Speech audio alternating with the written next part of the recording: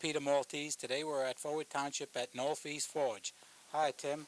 Hello, Pete. Let's see what you're doing. Come on inside and we'll show you. All right.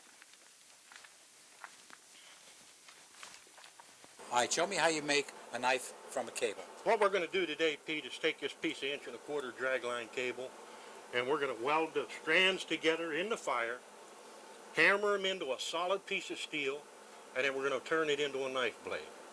All right, let's see it. Okay, let's go.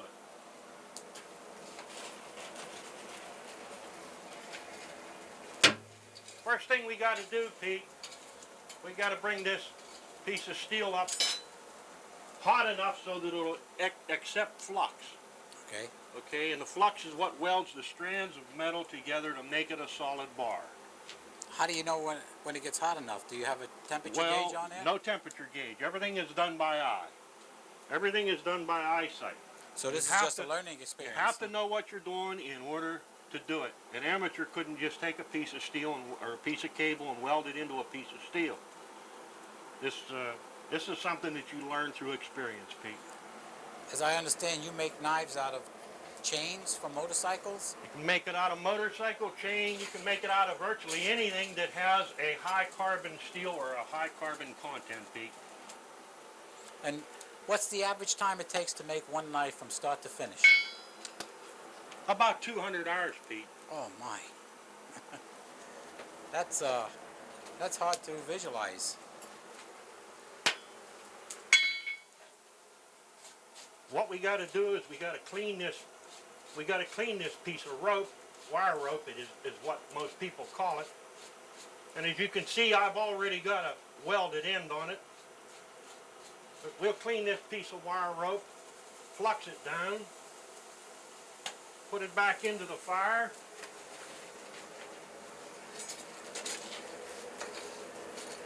We'll wait a couple of minutes. It ought to bring that up to about a welding temperature. And I'm going to turn the hammer on here. That's an automatic hammer. Yeah, Pete, that's a trip hammer. They have newer hammers, pneumatic hammers that they have out on the market today, but they run about $8,500. And what we're doing here, Pete, is we're hammering that piece of cable into a solid block of steel. I see. You can control that hammer? Yes, sir.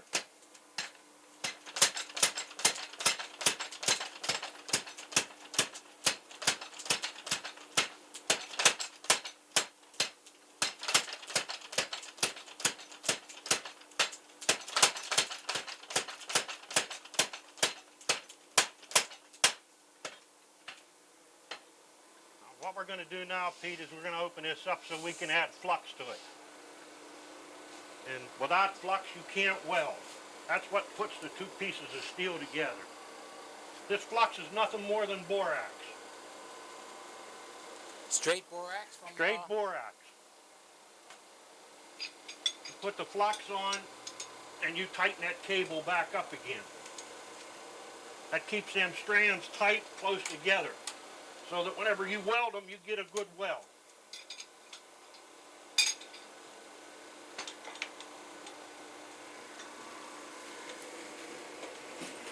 You have to keep putting it in there every time you beat up on it.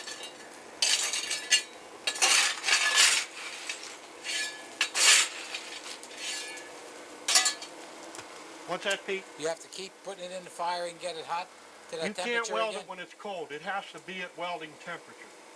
Welding temperature is about 2,800 degrees. Well, how long does it take to cool off while you're pounding it? How fast You does it cool off? only have a matter of maybe 7 to 10 seconds to make your weld. And if you don't make your weld within that limit of time, then there's no sense in even trying it because it won't weld.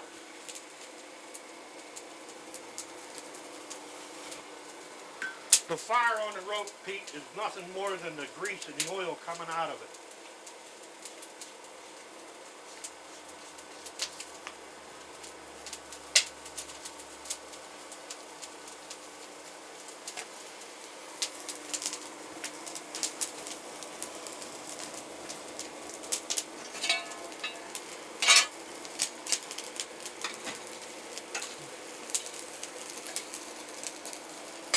What I'm going to do, Pete, is I'm going to make another weld, and we're going to take the existing end that's already solid, fold it over, and re-weld it to itself. That makes the bar of steel heavier and puts more layers in the Damascus itself. What we're doing here is creating cable Damascus. Cable Damascus. Cable Damascus, right. Damascus is when you fold it back over on itself. Damascus is layered, in layers or strands. And you can put other metal in between that Yes, if you want. can. Yes, I can, because I work with nickel, and I also work with wrought iron.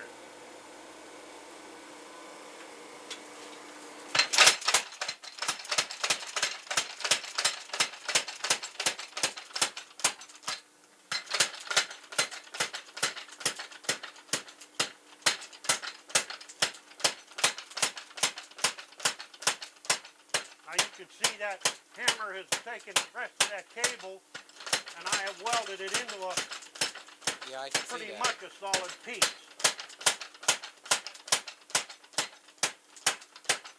You can flatten that down to practically nothing then by pounding on it. Yes, I can. That hammer saves the arm work. Years ago they did everything by hand, but now you can weld. Now when you talk weld the about weld, Damascus without using your arm to swing a hammer with that hammer. Tim, when you talk about weld, you're talking about when you fold it over and let it stick to each other. You're not talking about a regular weld where you come No, not with a welding rod. machine. You have to Right. understand that in that piece of cable is all individual little strands Right. of metal. And what we're doing is we're welding them together with the hammer under pressure and heat. By heat, okay. Right? Because when you mentioned to me weld, I think right away of the rods. No. The only similarity is the flux, Pete. And the flux has to be added to the metal in order for you to make the weld.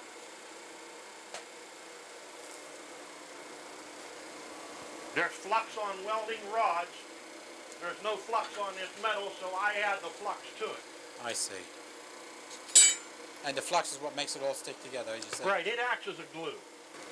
I guess after you do this a while, you know exactly how hot the fire should be, and You can tell the heat. You can tell the heat of the steel by the color of the flame coming off of the coke. is that what that is? Coke? That's Not coal. coke. We fire with coke. Oh, I thought it was coal. No, I don't use coal. Coal is a little bit dirty. You have too many impurities in coal, where the coke is already cleaned of all impurities. It gives you a little cleaner fire.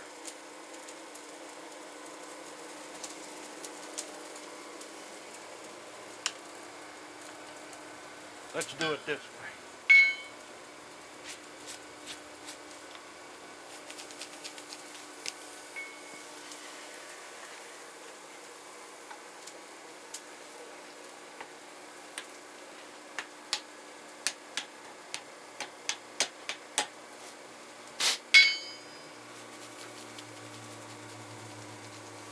What we're going to do is weld these two together, Pete.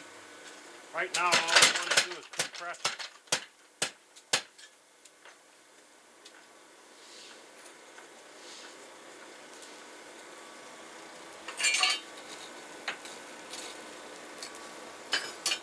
I can see where it takes you 200 hours to make a knife now. Oh, it takes about 2 days worth of work to make a good solid bar of steel, Pete.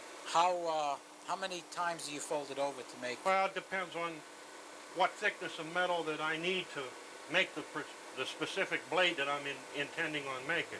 Before you start, you know exactly what you want to make.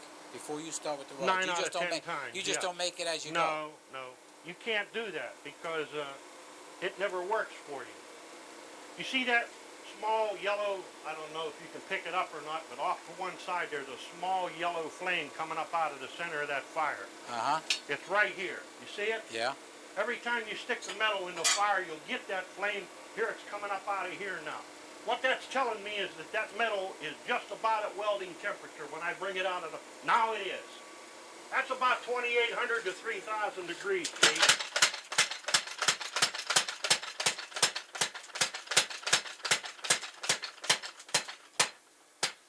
What I'm going to do is cut the end off of this just to show you that I've welded into a solid block. Okay.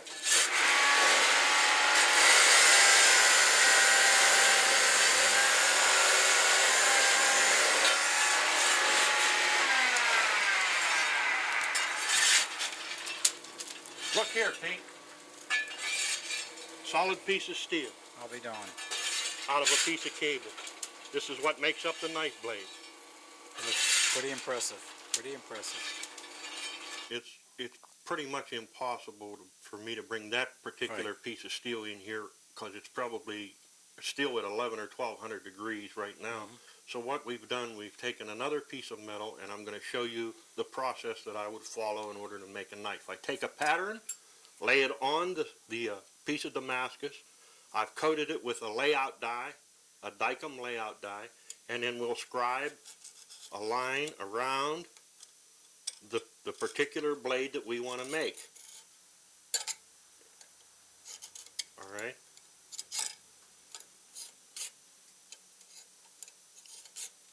Doggone you.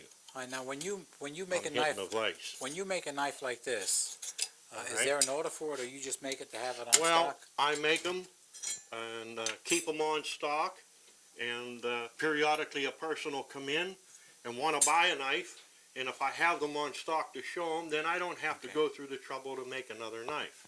Then I'll take the piece of steel and cut it out on this saw. All right, now after you scribe it, you're going to cut it out on the bandsaw. Right. That's just a regular bandsaw. No, this is a hacksaw. It's made specifically for cutting metal.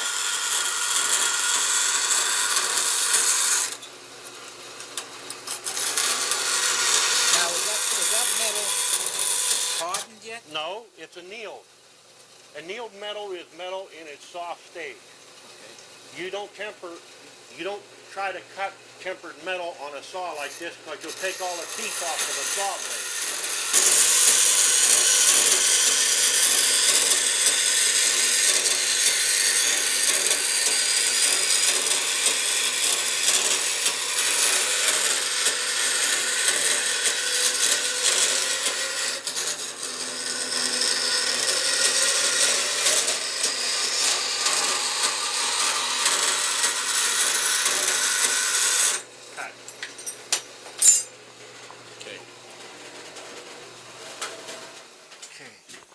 Now from the saw we go to the Surface grinder. surface grinder. Right.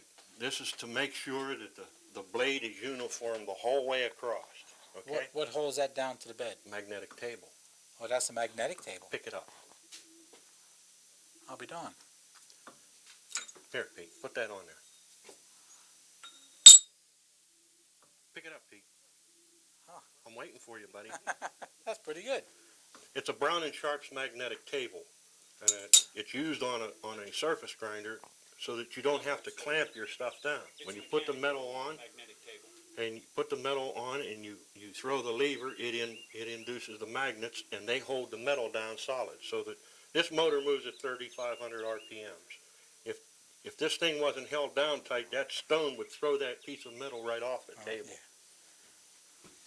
Let's turn it on and see if we can't.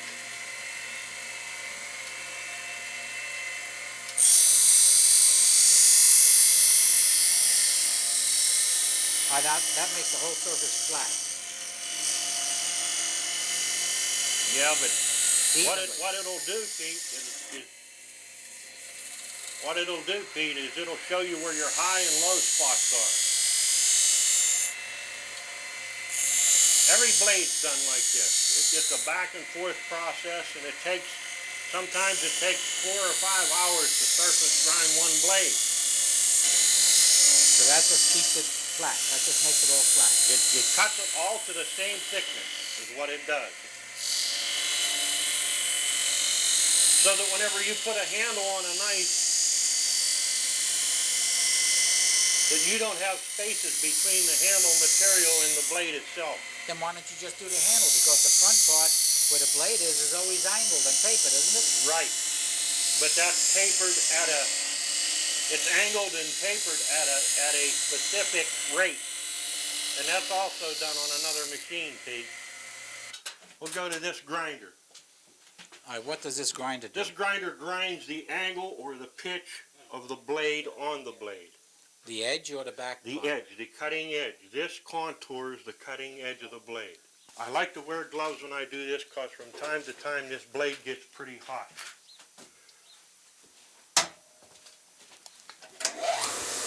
And by the way, this is an actual piece of not nickel Damascus, cable Damascus steel.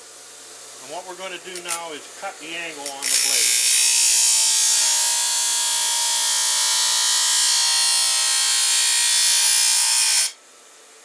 See what it's doing, Pete? Yeah. Okay.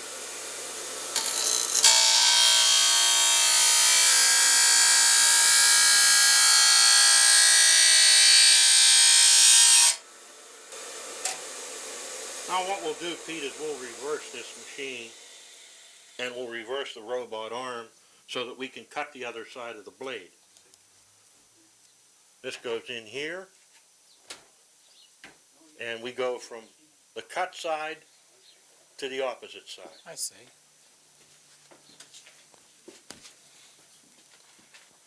Now we'll attempt to cut the opposite side of the blade. This is a two-way motor, runs in both directions. Oh, it does? Yeah. And a safety feature in the machine, if someone should happen to throw it in the opposite direction while it's running, right now it's running counterclockwise. If I throw it in the clockwise direction, it doesn't hurt the motor. It continues to go in the same direction. There's an override built right into the motor. It's a safety feature.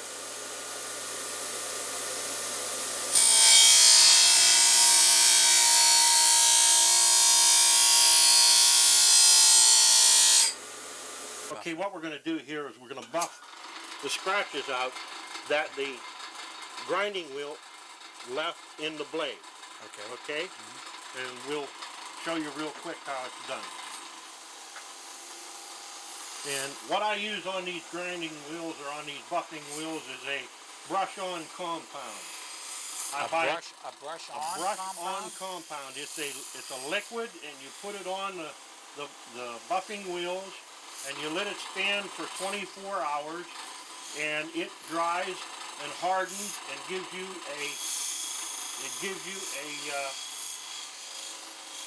a buffing edge. Do you need a special wheel to put that on? Yeah. You either use a Cecil wheel or a sewn muslin wheel. These two are sewn muslin. This is a Cecil. This is a felt. I made these buffers myself because to buy a buffer probably cost you in the neighborhood of $200. And I just at the time figured it would be a little bit cheaper if I went ahead and made my own. And you can make it to your specifications. Right. I make them a little bit higher. I don't have to build a bench to set them on. I can make them to fit my height so that I'm not bent over all the time working. See, I don't have that kind of problems. Well, Pete, God didn't make everybody the same. If he did, you wouldn't be here today. That's right. Okay, just to give you some idea. Well, let me get this top piece a little bit better here.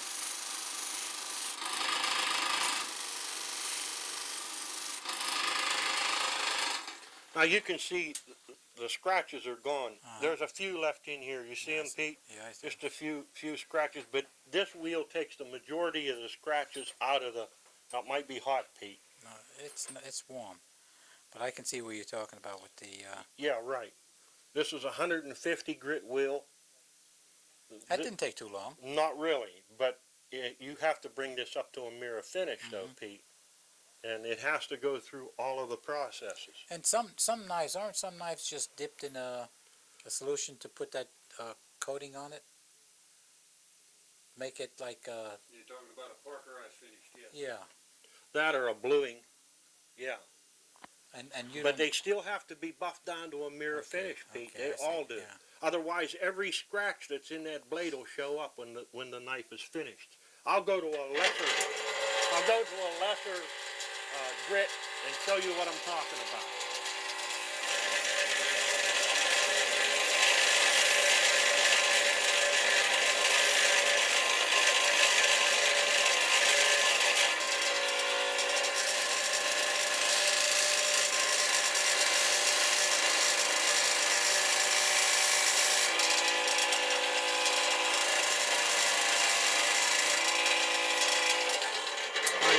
I've just done a small area of the blade.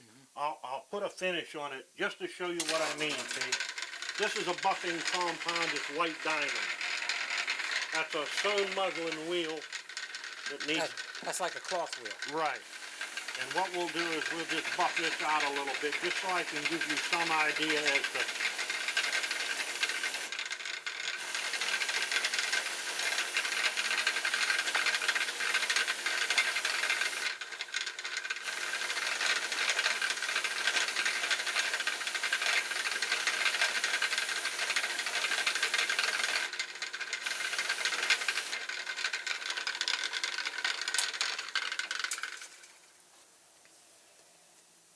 This is why my shirts don't last long, Pete. Now you I see, see the you difference. see the difference. Boy, that It's starting to come up. That looks like it's chromed. Right, but it takes hours of buffing because you have to get every scratch out. Rough scratches on this one, the minor scratches on that compound wheel, and then you do your final buffing over here. And when you're done, you have a mirror finish on the blade. Then you apply the acid to it, and it brings the pattern out in the steel. Well, now And then you have to rebuff it again. And after the buff, then you take it over and you temper the blade. It got to go back. After you get it up to a brilliant shine, it has to go back into the fire, Pete. It does. It does. The reason we buff this so heavily, Pete, is because if there's any scratches at all in this blade, it has to be brought up to a mirror finish, because any scratches at all in this blade, when it's etched, the acid also eats into the scratch as well. I see. The scratch will stay in the blade for the eternity of the knife. And once it's tempered and hardened, you can't possibly buff those scratches out of the blade because it's already been tempered. Yeah. Right now, this piece of steel is in an annealed state, and if we tempered this, it would become hardened, and there's no way that these scratches would ever come out. I see. So that it must be buffed to a mirror finish, and then we take the blade, put it back in the forge, back in the fire, bring it up to tempering temperature, which is about 800 degrees, and then I'll oil quench it, and then I stress relieve the back of the blade, so that what we have is half of the blade hard that holds the cutting edge, the back half of the knife or the spine of the knife will remain soft, so that if you do happen to get the knife bound in something, you may snap the blade from the center to the cutting edge, but you'll never break the blade in two. All right, so when you put that in the oil, you only put it halfway down in, is what you're saying? That's correct, Pete. I understand. Okay, that sounds like I'm learning a little bit about it. Well, an ordinary knife, Pete, if you bent the blade on it 90 degrees, it would, if you bent it 15 degrees, it would snap. Because they submerge the whole thing in the oil. They submerge, they heat treat the whole blade, and the majority of them will crack. I guess that's the experience of doing it. Right. All right, now you're going to etch. I'm going to etch a blade, Pete. This is just another blade that I had already made up, and this blade is of nickel Damascus with a tool steel edge welded on it. And what I want to show you is the process used in order to bring the pattern in the steel out. Okay, and I can show you a little better with this. The other process with the cable Damascus takes a little bit longer. So to And what is that keep stuff? things moving along, we'll take this nitric acid. Nitric acid? Nitric acid. And we'll bath this blade in nitric acid, and you'll see what it does.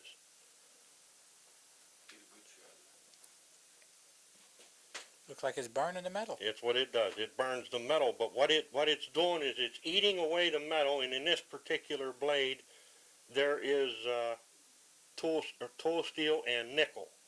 And it'll eat the metal up, and it'll leave the nickel exposed. And that's what puts your pattern in your steel. I see. Okay. Well, look at this. It's smoking. You can tell that's... Well, it's hot. That's why it's smoking. It's doing what it's supposed to do.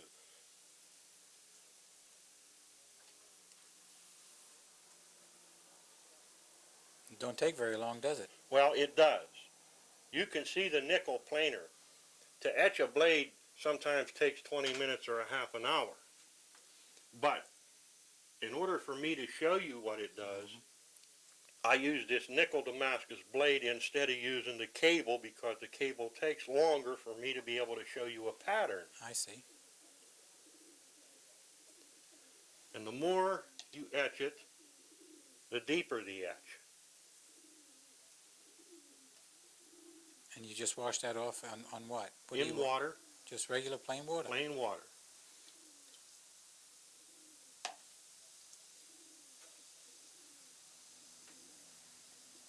Hmm. You think that would eat the ring off your finger, Pete? I think that's some nasty looking stuff. It does what it's supposed to do, though. Here, let's rinse it, Pete. Alright. Plain water takes that off. Yep, That it's done. surprised me. I'll get a paper towel.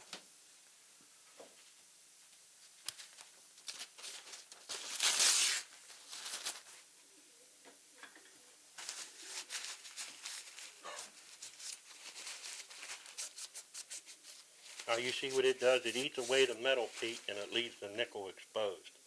That shows your pattern in your steel. I'll be darned. Now it'll do the same thing with a cable, only with the cable it's a longer process. And that's how they get all them fancy designs in there, Right, just by, right. and I always thought there was some kind of an artist that went around and did all that stuff on it.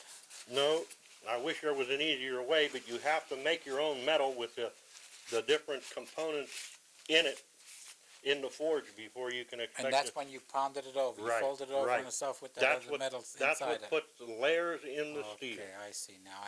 And the more layers you put, the more of that comes through? Right.